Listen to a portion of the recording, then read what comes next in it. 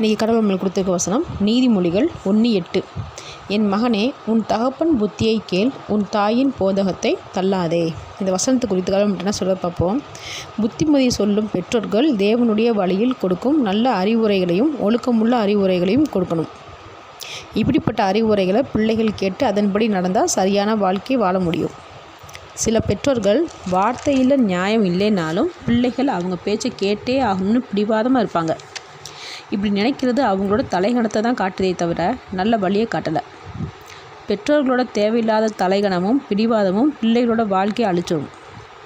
இப்படி நியாயமில்லாத பெற்றோர்களோட பேச்சை கேட்டு பிள்ளைகள் நடக்கும்போது பெற்றோர்கள் வெற்றி பெற்ற மாதிரி இருக்கலாம், ஆனால் பிள்ளைகளோட வாழ்க்கையும் சந்தோஷமும் தோற்று போய்கிட்டே இருக்குது.